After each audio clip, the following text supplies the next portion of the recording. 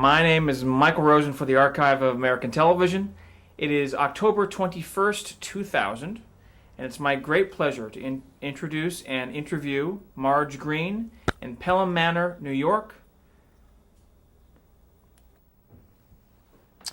Now, I'd love to start asking just a few biographical questions of you. All right. What was your name at birth? Margaret Care McCaffrey. Do you have any nicknames? No, well, Marge. Marge. When did you adapt Marge as opposed to Margaret? In school. In school. Yeah. When were you born? 1919, November 19. I'm 91 years old. 81 years old. And you have a birthday coming up. Yes, I'm waiting for the cake. It hasn't come yet. Well, happy birthday. Thank you A very month from much. now. Right. Where were you born? Paisley, Scotland. Paisley. And did you grow up there? Till I was 4. Do you have any recollections of Paisley, Scotland? Oh yes, I reckon. It was the town parade, something that we came out to for a parade, and I must have been about 2.5, and I was holding my mother's hand, and dancing up and down and so forth, and got loosed from her, and ran right in front of the Prince of Wales and stopped the parade. Wow, what an entrance. Yep. Almost killed my mother, but that's what happened. Now, was Paisley a small town? Not too small. I'd say number 3 is the 1, 2, 3. It's a nice, lovely little town. What was your mother's name? Margaret. And what did she do? She's a housewife. She never worked. Yeah. What about your father? What was your father's name? John McCaffrey. And what did he do? He was an estimator planner for the British government. He went aboard the big ships that had to be scuttled or buy new ones, and they would do that. Wow. And he came to America with us for the British for the British people, whatever they are. English, yes. I can't think. I mean, that was his work. So that's the reason that you came to the United States? Mm-hmm. Mm-hmm. Do you remember approximately what year that was? To the United States? Yeah. I think it's 1925. Well, I have 1923. And around 4 there. Years old. Oh, wait a minute. We came on the Caledonian's maiden voyage. Ah. My sister and my brother, my mother and I.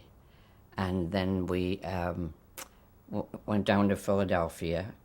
Now, there was something, what is I was going to say? What were you going to ask me? Well, the difference between 1923 and 1925. 5. This was 1923 that you came across? I think, just a minute. I know I was 4, 3, 2, 1, so I can't get that 23rd. I mean, which one was, I was the oldest, and I'm counting back Kathy. That makes her, and another birthday, so she's going to be 3 and 2, and I'm trying to see the 2. Well, if you were born in 1919, 1923 would make you 4, so that matches up. Okay. So let's just call it 1923 that you came over. Yeah, right. Do you remember the ocean voyage at all? Oh, sure. It was a beautiful ship, brand new, and it's the first time they had the big new border thing where they slept with the things that came up, all things that we never saw before. And I remember, and I was left alone. I really was pretty smart. I could walk around and everybody said hello by the time the ship came back to shore. And somebody gave me a 50-cent thing to throw into the river, into the water I had. And they would play with me. And I saw this woman take one and throw it in and walked away. And I decided to go after it. And I got caught with just my legs be going into the Atlantic.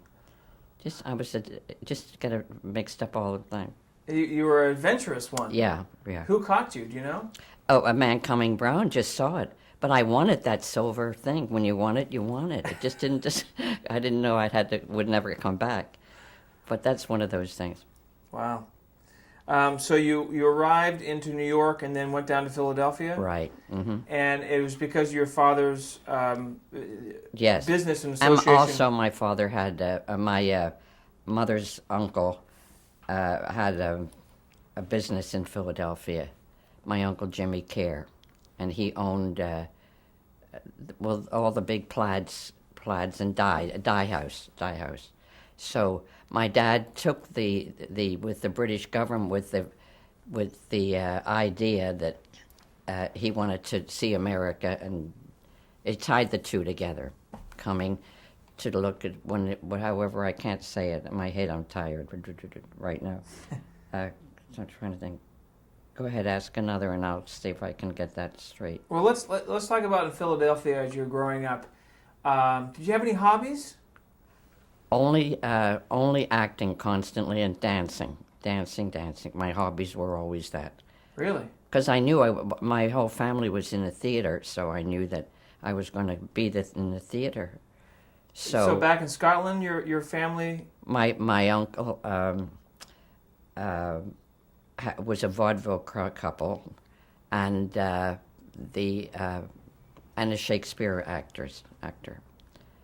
Wow! So you had it in the genetics. Yes.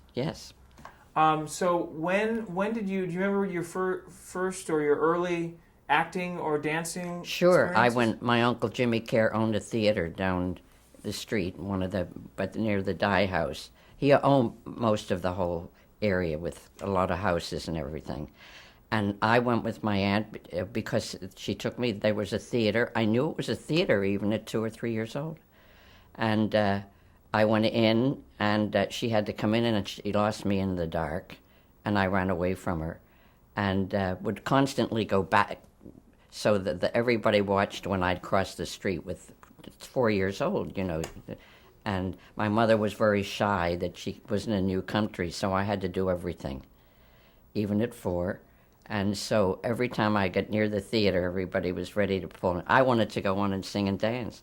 And they pulled me off the theater. I got up the stairs one time and got on the thing and danced a number. During a performance? Yes. I came in the back, and he said, "What are you doing up here, little girl?" And I said, I'm going to sing. And he said, I'll never forget it, "Give me your music." And I said, "For what?" Should you give movie? "You're supposed," he said, "to bring your music with you." So I said, okay. And then when they called my number, it was snowing out that day. And it was really, I had my coat and raincoat and big rain boots. And so what I did was, when Miss Margaret McCaffrey or whatever at that time, and they played the number. And when they did, my both galoshes clicked in, and I couldn't get them together. So I was stuck, and they booed me off with the hair, or it's what do you call, just a thing hat? No, he comes and puts a thing over your head, and you and they clapped, and the loudest clap wins 50 cents or something. Right. So I was dancing so hard, but I never got off to go. I was stuck, and they booed the hell out of me. And I had this number. But I went back over and over in Philadelphia to go in showbiz, and was thrown off every stage that I was on. But and did you ever go back and get the music and prepare for a particular number, or you just go? We weren't supposed to. No, I never bothered. I just whoever would take me on the stage that had me, and then I ran away because I got booed so bad, and I left my coat in the snow. I'll never forget that day. And so I then that's when I went right into with school. I was the president of the drama club and all of that. I did that. Were you a good student? Oh yes. Oh yeah. I didn't have to even bother. I didn't even with homework. I don't remember ever doing homework. or something about I could just absorb it, and I was very personable. I was as a matter of fact, when I graduated from high school, they had a small. I got my that I had graduated. I never looked in the front at that time, and just recently I looked at my Diploma? diploma. That would be it. I can't think that. And in the corner, and it gave me a special recommendation to Marge Greene. Now that was nice, I Wow. never saw it before. So you were an excellent student. Yeah, I was. Yeah, What high school did you go to? Kensington High School In Philadelphia. in Philadelphia. Mm-hmm. And do you remember some of the plays in high school that you acted in? Well, I did Shakespeare's. I won the scholarship on. Name a couple of them. I can't think. On a Shakespearean play? Yeah. Hamlet, Midsummer Night's Dream. More popular than that. Let's see. More popular. I can't think. They're He and she. He's going to train her. Taming of the Shrew? No, Taming of the Shrew. Taming of the Shrew. Taming of the Shrew. Okay. So And, you won a scholarship based on Taming the Shrew. Yes. Well, that From- was at Temple University that we did the where I had to go to act and win the scholarship from So- Kensington High School. From Kensington High School, you won the scholarship from Kensington High School to go to Temple University. Right, to and be I won it. part of the drama department there. Right. I see. And He's so bored over there. I keep looking. You're not bored, are you, hon? Ron, are you bored? He's not bored. He's listening. He's making sure that everything is right. Right. And you know approximately what year this was that you came over to Temple Well, University? let's see. 37 is my graduation. My year. Is that right? 37. 37. I graduated. Well, I have here approximately. Well, here let's go back a second. You were married, right, in the early 40s. 42. Yeah. Mhm. Who'd you get married to? Stanley Wood Green. He was an artist. What kind of artist? The big ships. First of all, he was when he's starting out and so forth. He was a commercial like all the artists, but he's known mostly for his beautiful big ships that sail in all the sea. So he was like an illustrator. No, first an illustrator. No, fine art, Wow. and sold in 11 galleries. Wow. Mm-hmm. So you were married in 1942, Mm-hmm. right? And then in the late 40s, you went to Temple University. I didn't go. I turned it down. Turned it down. Okay. My sister died, and I took care of my mother. Okay. And then I have you here, according to my research, about 1951. You made your first appearance on television, right? Is that I about guess I right? did if it's in there. I'm trying to think. 51. Well, I guess I did that if it's did I say it before or something or Well, about. that's what I have. Is 51. You Well, I go appeared- by the Lucy. If you Right. parallel that. I Love Lucy was Right. 1950. Right. So, and that's what I told you. If you go along, then Dumont, even Dumont wanted everybody wanted a Lucy thing, Mm-hmm. and so that's why they hired me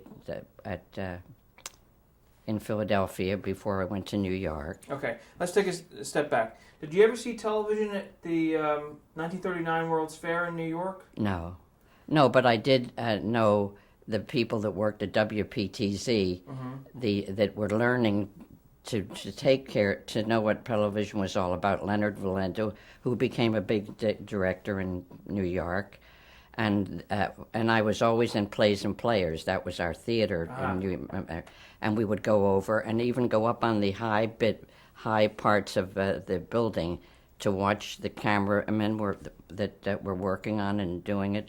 So we was ready when I was ready and he was ready when it came to finally bring in the people and then whatever that is. Well, do you remember the first time you saw television? Yeah, I saw it over at a park in Philadelphia, Rittenhouse Square, and it had all windows with all parts of the television, and we would all go and watch and see them. Like a storefront window? Yeah, yeah. And what did you think of television? Oh, I loved it. Did you think that you wanted to, at that point, be involved, or was it later?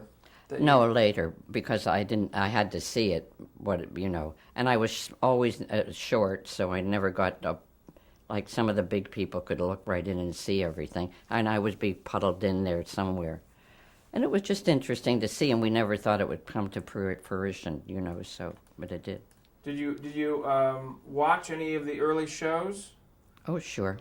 Well, I didn't get a television right away. Don't forget, you didn't just run out and get a television Right. at that time. So friends that had them, you'd go, something like that. What kind of shows did you watch at Friends'? I'm trying to show. It was mostly for what, 16, 17, 18, or whatever age I was then. Dancing and I guess being sort of smart and everything. But always the theater. If I knew there was a play or something or an actor I saw or a movie, that. This is a... Go ahead. When did you join WPTZ in Philadelphia? Oh, God, let's see. And how did that come about? How did you end up at WPTZ, which was an NBC affiliate at that point in Philadelphia in 1951? Well, that's... well, which one? Did you mean... Say that... Ask me that question again. When did you end up... How did you come to work at WPTZ? Well, I told you when I told you about the Westinghouse. You told me off camera. Tell me this. It this was time. I knew I was going to go work in television. Why? Why did you know because that? I knew it was theater. It was theater to me, and I knew that I saw from Leonard Valenta and them checking like this gentleman here with the cameras and talking and show me how to do it. So it was going to be good, and that's where I should try. So and I had NW Air, that was an advertising agency, and he was in this building with Leonard in where the theater was, and I would go up there, and so that was when I walked up and said to the lady and the man that was in. I stuck my head in, and I said yes, and she said yes. What do you want? I said I want to be in TV, and she said oh, and he's out of the blue. This gentleman said, Can you write? And I said, yes, I write. He said, can you write a commercial? I said, sure. What is it? Westinghouse. And he said, here's a pencil and a piece of paper. I give up. So I sat down and I just wrote it, and he liked it. And he took it, and then he made me read it, and he said, and you can do it on the air. You can do it, I mean. I don't have to look for a girl or whatever. You do very well. So that was my first time, and then I just went back and kept working. So do you remember the studio there when you when you first did that first commercial for Westinghouse? Right. Describe for us if no one was. No, there was a lady and a man. It was around lunch hour. He was up for somebody, and the let's see. Oh, and we just smiled because I didn't know where I was going from there. I knew I was in there, but what to do. And then when the lady, he was the one that said, let me hear, let's see.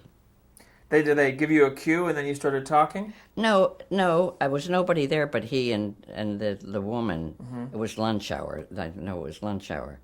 And I just stood there and looked at her, and she looked at me, and then he couldn't seem to get what he was looking for, and that's when he said, if you could come and help me. Right, but so when you wrote the copy for Westinghouse, you went on the air. Do you remember if it was hot lights, if it was one camera? It was very very plain, and about 3 or 4 desks. Not many desks. Let's see. I can't know. There wasn't. There was just nothing there but 3 desks, 4 desks, uh, nothing with television lying around. Don't forget, this was not television. This was he was writing for him. See, he has to do this for television, and he didn't know how to do it. See, and I took the chance, and I said, I can do it.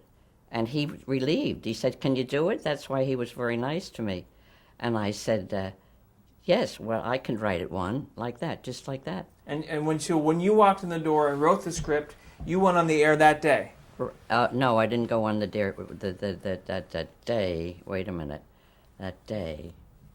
No, he took it. He took it, and I think, and he said he would let me know, and then he came down to the second floor, and Leonard Valenta was doing some experience with television, and I told him, well, guess what? I went in and he let me do a Westinghouse. He's going to let me do a Westinghouse commercial, and I was really thrilled about that, you know, and so I never saw it on the air. Nobody ever told me it ran. I don't know what happened to it, but I just know it was there. It's confused, but that's the way it went. So, since it was successful the first time, then you continued to write. Well, they called me back. They said, "Marge," and they called me Marge right away, and they said, and joked with me a little bit, and then I said, "I'll be back," and they said, "Well, come on back," and I said, "Did I help you out?" And everybody, only he and her, they're laughing, but that started me. They believed in me. And then he said, that was it. He said, "You can do the commercial." And I did the commercial on air. That's right. Wow. And then did you do other commercials as well at that point? Oh, not, there weren't a lot of commercials. People weren't buying them in the way they are today. So, but what was being bought for commercials, I would do them. I was just there all the time. You did one for Fab, is that right? I want to say, more and more in every store, millions cry for Fab, and they just showed my hand, it going in, not me, and I got $42, and that I knew I was on my way. More and more in every store, millions cry for Fab, and I leached in, and my hand picked it up and Fab like that. And then you did other commercials too at that point, right? And this is approximately 1951. One of which we talked about earlier, which was for the Gerald Trust Corn Exchange Bank. Gerard Trust Tea. Got Gerard it. Trust Corn Exchange. But I said the Gerard Crushed Corn Exchange. Why'd you do that? Because of Johnny Ray. Who is he? Well, he was a singer from Australia. And he had an agent, and then he was coming to Eddie, what's his name, show? McMahon's show, and his agent, and he was the special for that time, and he came in. He looked peculiar, and he was carrying 4 shirts with him, already had been washed and under his arm, and then he threw them on top of the piano. Nothing. Didn't even care whether you were paying attention to him or not. And then he spun his thing like that, and then walked back and dove in, jumped on top of the stool. On the piano? Not on top of the piano. He put the seat, and he rolled it and threw it, and then he jumped on it. We thought we was nuts. This is Johnny Ray. Yeah, and then he became a big star. And then I was in those days. You're in the same room with the show or with a commercial with it. They didn't have separate, and I was looking at God. Look at him, and even Man. We looked at each other, and all of a sudden. So Ed McMahon was the host of the show. Yes. Yeah. And they were doing the live television show in which Johnny Ray was appearing. From New Jersey. This was in a nightclub, and they brought the stars of the New Jersey to Philadelphia. I see. And then they were doing this live show, and then they were going to cut to you to do the commercial. Like that. For the bank. But I got so drawn to him that I forgot I had a commercial. And all of a sudden, I had to come to life. I just saw the producer saying, "Go," and I just went, "If we go down, let us go down tomorrow. And if you say the way it works, we'll open account." Is what I should have said. And I said, "And if it says the way you say it, we'll go down and open the bank." You And that goofed was it the up. end of my career. Yeah, but they got a lot of laughy. When she gets that green stuff, sell it to me, some to me, and that it was fun. So you goofed up the commercial for the bank. Did they? They didn't like that much, did No, they? they didn't. What'd they do? Fired me. What else could you do? So what'd you do after the bank commercial? Did you, Oh, everybody forgot it after a while. But I was really the only one that was very strong at doing this stuff, so I was like it, you know. Mm-hmm. And then I did Tots for Tales and with little kids and Nixie Pixie, the whatever. Well, let's go over those shows. Let's talk about Nixie the Pixie. Oh, I love that. What kind of show was that? Wild. Again, in the same room with the little pixie stuff where he comes out. So And what kind of show was it? it was a what do you call them? She was his Puppet? puppet show, and they were married, and they were always fighting. Who were they? The two, the husband and wife of the Nixie the Pixie. Do you remember their names? Oh, gee. He had a great name, Nixie the Pixie. Well, Nixie was the Pixie. That was his name.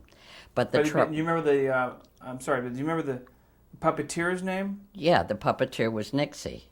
Well, that was the character name. Yes, Nixie the Lee Pixie. Dexter? Well, Nixie. Lee Dexter. Yes, that's it. So Lee Dexter was the puppeteer. Right, and his And wife was Billy or Buddy, but it's something with a B. But she was the one that handed him the stuff up. But if she made a mistake, he'd hit her in the head all the time, and she'd kick him underneath, and there'd be a fight between them, and they sing so they. It was too much. Oh my God. He was Australian and he wanted everything exactly right, and she worked so hard to hand him the thing and do all this for Nixie the Pixie, and he would just bop her on the head and she'd kick him, and then it would go, and then they close the curtain, and he would kiss him, you know, and oh God, I still have when I got to New York and was fairly settled, he came over to see me after and he wanted desperately to be on television, and he wanted to pay me money, but you couldn't do it like that. You go over and say that, and he'd give me money in his show. And then I looked up about 10 years later in the Philadelphia paper, in the Sunday paper, and it showed him sitting as he does with Nixie the Pixie like a little baby, and it tells the sad things of them, that since they had their glory, but in their time we all watched them, and how he would hit her and she would hit him, and I'm going to stop you there and pick you right up in the next tape. what do you need all